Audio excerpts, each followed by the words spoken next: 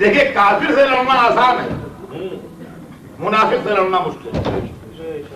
کافر کھل کے سامنے آتا ہم تمہیں نہیں مانتے، ہم تمہیں ماریں گے، ہم کہا ٹھیک ہے تم ہمیں مارو گے ہم تمہیں ماریں گے، دو میں سے ایک دوسرے کو مار لے گا۔ تو یہ لڑائی آسان ہے، ان معنوں میں آسان ہے کہ اس میں فزیکل لیبر جتنا بھی ہو، مینٹل ٹینشن نہیں ہے، فزیکل جتنی بھی مشکلات ہوں مگر دماغی الجھن اس میں نہیں۔ بھئی ہمارے دشمن ہیں، ہم ان کے دشمن ہیں، یہ ہم کو مارنے آئے ہیں۔ اب ٹھیک ہے جو تگڑا پڑ جائے وہ مار لے گا، تو ہاتھ پیروں کی محنت تو ہے اس میں مگر دماغی کوف تو نہیں ہے۔ منافق سے لڑائی میں دماغی کوف بیٹھے ہمارے پہلو میں ہیں، ہاں ہمارے ساتھ رہے ہیں، اگر ہم کچھ کہتے ہیں تو یہ الزام آتا ہے اپنے والوں کے نہیں تو دوسرے کے کیا ہو۔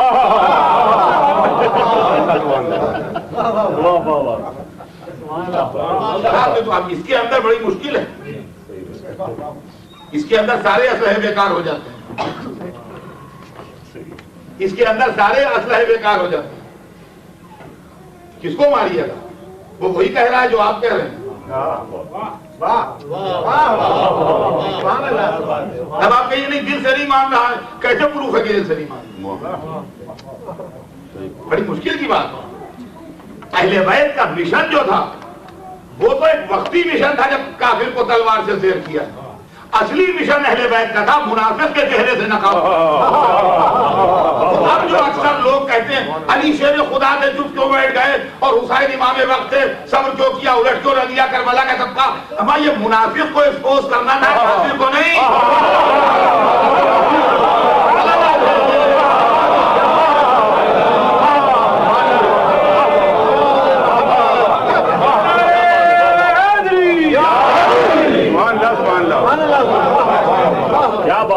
اور فرمائیے کیا پرابلم جو اہل بیت کے لیے مشکل تھی اور جو اہل بیت کا اصل مشن ہے۔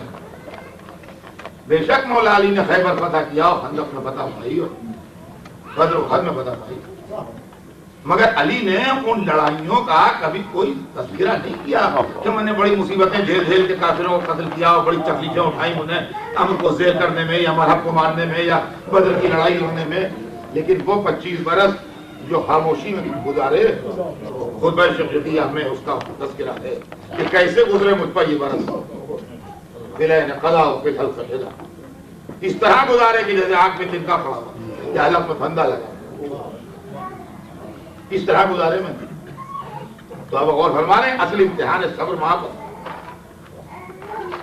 تو عزیزان گرامی اسی چیز کو جناب سیدہ نے ایکسپوز کیا،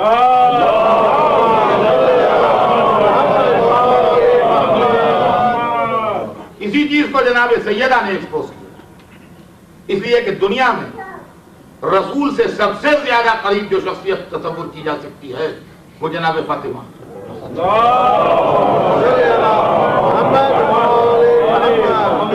تو ایک بات میں نے اب کی مرتبہ بمبئی میں بھی کہی اور اس کے بعد کراچی میں بھی کہی، اور یہ بات میں برابر کہہ رہا ہوں ہر جگہ جہاں مجلسیں پڑھنے جاتا ہوں کہ دیکھیں ہمارے مذہب کے جتنے واقعات وہ یہ سمجھ لیجئے کہ انتہائی بہت بڑے جویلر کا جویلری باکس ہے جس کے اندر ہر نگینہ ریئر ہے، نایاب ہے، ہسٹوریکل ہے اور اپنی قیمت میں اپنا جواب نہیں رکھتا۔ یہ فلاں ڈائمنڈ ہے اور یہ فلاں یاقوت ہے، روبی ہے اور یہ فلاں زمرد ہے اور یہ نیلم ہے اور یہ پخراج ہے اور اس کی یہ ہسٹری ہے اور یہ فلاں جگہ کا ہے اور اس کی یہ قیمت ہے اور اس میں یہ خوبی ہے، ہر چیز۔ ایسا کوئی نگینہ نہیں ہے کہ بیکار ہے پھینک دو، ملینز آف ڈالر کے ہیں ایک ایک نگینہ، بلینز۔ مگر ان تمام واقعات میں ہمارے پاس 3 واقعے ایسے ہیں جن سے جوہری کی دکان کی ساکھ قائم ہے۔ تو دیکھیے جان چلی جائے ان 3 واقعات کی حفاظت کی جائے، ویسے ہر چیز بڑی قیمتی ہے مگر یہ 3 چیزیں جو ہیں ان کی بہت بڑی قیمت ہے، سمجھے آپ؟ غدیر، صدق، کربلا۔ اور کہیے آپ پڑھ کیوں رہے ہیں؟ اس لیے کہ یہ تینوں چیزیں آج کل کچھ تحریکوں کی عزت پر ہیں.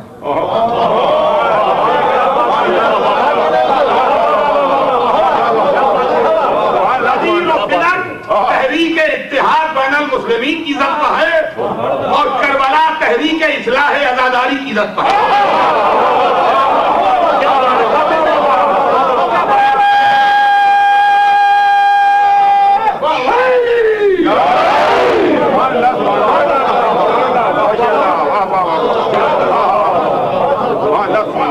کیا بات. یہ تینوں چیزیں جو ہیں یہ ٹارگٹ. ارے درداب غدیر کیا کی یہاں ہر طرح کے لوگ آتے ہیں. گھنٹوں کو جاؤ پڑی بیوی کی مجلسیں پڑھنے آئیے تھی کدھر کدھر پڑھنا ناصب نہیں. ارے یہ لڑکے والے ہیں ینگ ہیں یوتھ کیا کہے گی یہ محرم میں گھر پر ماننا ہی چاہیے.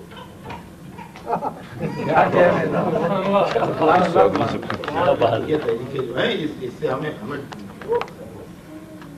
اس کے نتیجے ہم نے خراب ہوتے دیکھے. 1400 برس کا سروے ہے نا تھوڑی آ گئے آپ سب پڑھنے کے لیے. تو جناب سیدہ والا مسئلہ آپ سنیے کہ یہ کیا ہے اور تو کر. پہلے جناب سیدہ کی 2 جملوں میں عظمت سنی کہ کون فاطمہ؟ اللہ کو تحفہ رسول کو تحفہ پروردگار. جب دشمنان نے رسول نے حضور کو ابتر کہنا شروع کیا. ابتر عربی میں اس کو کہتے ہیں جس کی نسل نہ چلے, جو بے اولادہ رہ جائے وہ عربی میں ابتر کہلاتا ہے. جب کافروں نے حضور کو ولل اعلان ابتر کہنا شروع کیا تو اس رسول رحمت نے نہ ابتر کہنے والوں کو لائق جواب سمجھا اور نہ کہنے والوں کی شکایت خدا سے کی. اگر ابتر کہنے والوں سے رسول کا جھگڑا ہوتا تو تاریخ لکھتی کہ فلاں وقت ابو جہل نے ابتر کہا تو رسول نے اس سے جھگڑا کیا, فلاں وقت ابو لہب نے ابتر کہا تو رسول نے اس کو ڈانٹا. ایسا کوئی واقعہ تاریخ میں نہیں. اب کہیے خدا سے نہیں کہا, یہ کیسے معلوم؟ نہیں, یہ بھی ہمیں معلوم ہے. ان سے کم درجے کے پیغمبروں نے اگر کسی کی شکایت خدا سے کی ہے تو فوراً ایکشن ہوا. اب تک کہنے والوں کا خیریت سے زندہ سلامت رہنا اس بات کی دلیل ہے کہ یہ اس سے بھی شکوہ نہیں کر رہے. تھوڑا تھوڑا آپ لوگ اگر آگے بڑھائیں تو بعد میں آنے والوں کے لیے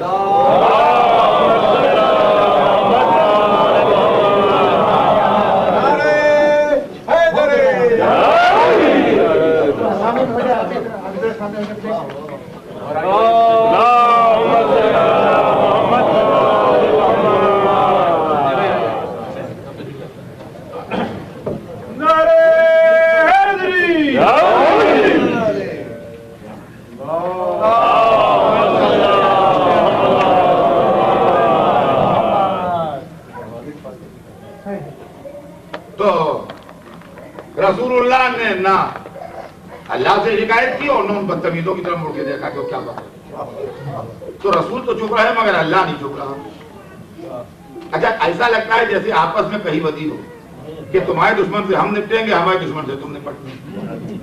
اگر کسی نے اللہ کو کچھ کہا تو رسول بولے اور رسول کو کچھ کہا تو اللہ بولا.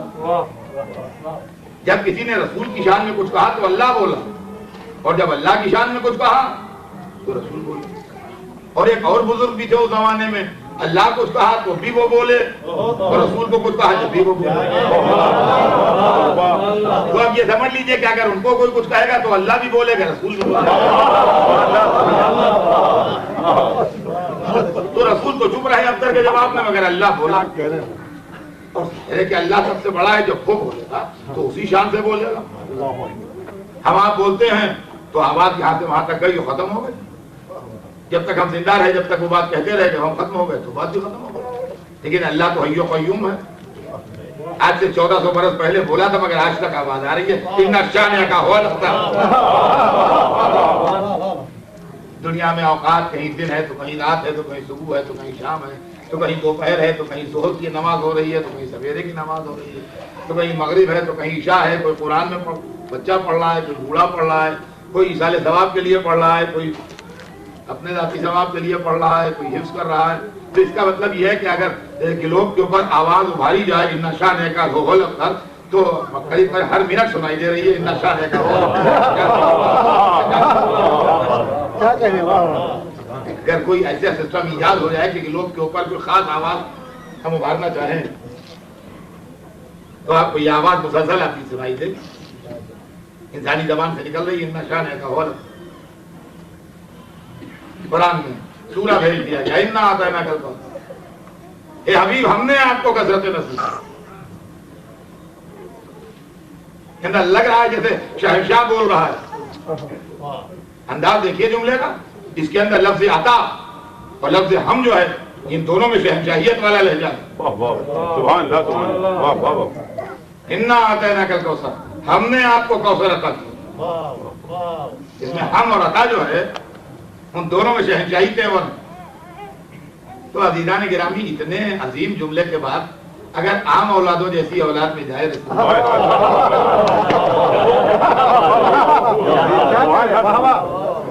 تو اس جملے کی توہین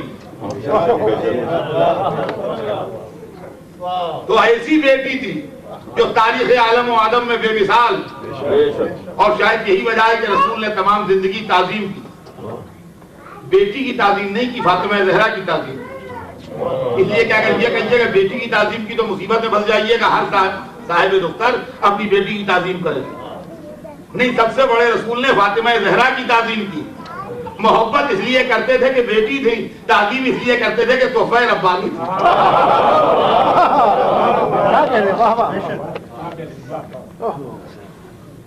بیٹی گود میں آئی تو نام فاطمہ رکھا یہ نام بھی یہاں اس خاندان میں ادھر ہی سے آتے ہیں اپنی پسند سے نہیں رکھے جاتے محمد بھی ادھر ہی کا آیا ہوا نام ہے علی بھی ادھر ہی کا آیا ہوا نام ہے فاطمہ بھی ادھر ہی سے آیا حسن حسین بھی ادھر ہی سے آیا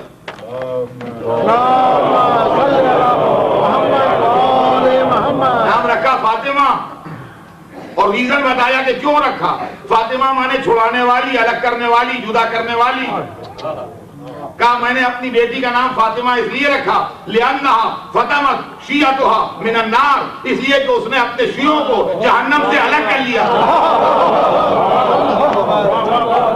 جہنم سے چھڑا لیا فاطمہ نام رکھا شہزادی کے لیے فرمایا بچپن کے لیے کہ جب میں غمزدہ امت کا ستایا دکھ جھیلا ہوا گھر میں آتا تھا تو فاطمہ کا چہرہ دیکھ کے میرے اندر جوش تبلیغ پیدا ہوتا یہ رسول جناب سیدہ کے لیے کہہ رہے ہیں مرسل اعظم بول رہا کہ جب میں امت کا ستایا غمزدہ گھر میں آتا تھا تو فاطمہ کا چہرہ دیکھ کے میرے اندر جوش تبلیغ پیدا ہوتا لیکن جملوں پر غور کیجئے گا یہ نہیں کہتے غم غلط ہوتا تھا تھکن دور ہوتی تھی زندہ رہنے کا حوصلہ پیدا ہوتا تھا بچے کے چہرے سے یہ سب کام ہوتے ہیں دن بھر کی کلفت دور ہو جائے ڈاکٹر 12 گھنٹے کام کر رہا ہے ہاسپٹل میں اور اس کے بعد تھکا ہوا آیا انتہائی پزل انتہائی تھکا ہوا ذہنی طور گھر میں اس کا ایک چھوٹا سا بھولا بھالا بچہ ہے بیٹی وہ آیا اس کا چہرہ دیکھا وہ آن کے گود میں بیٹھ گیا جب بچی آئی گود میں بیٹھ اس کا دن بھر کی تھکان و کلفت دور ہو یہ تو ہو سکتا ہے بچے کا چہرہ زندہ رہنے کا حوصلہ دے سکتا ہے ایک آدمی تھک گیا زندگی سے وہ جا رہا ہے سوسائڈ کرنے سامنے بچہ آ گیا ایک دفعہ اس کے چہرے کو دیکھ کے سوچا میں سوسائڈ کر لوں گا اس کا کیا اثر نو زندگی سے لڑوں گا اس کو اکیلا نہیں چھوڑوں گا یہ ہو سکتا ہے یہ بات میری سمجھ میں آتی ہے آپ سب کی سمجھ میں آتی ہے لیکن بچے کے چہرے کا مشن سے کیا تعلق ہے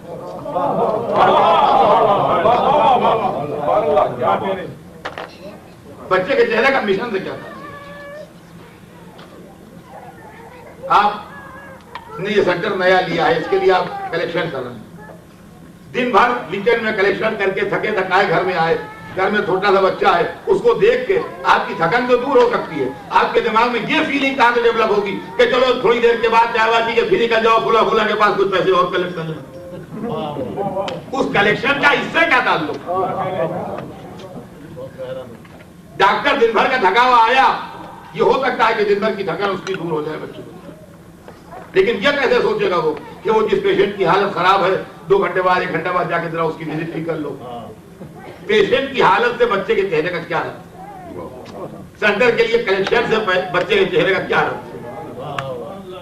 یا حضور آپ کہتے ہیں فاطمہ کا چہرہ دیکھ کے جوش تبلیغ پیدا ہوتا ہے، جوش تبلیغ سے بچی کا کیا رابطہ؟ ممکن ہے جواب دے تجھے کیا خبر؟ فاطمہ کے معصوم چہرے پہ چھپی ہوئی نسل امامت زبان حال میں کہتی تھی بابا دین پہنچا جائیے بچانا میرا ذمہ.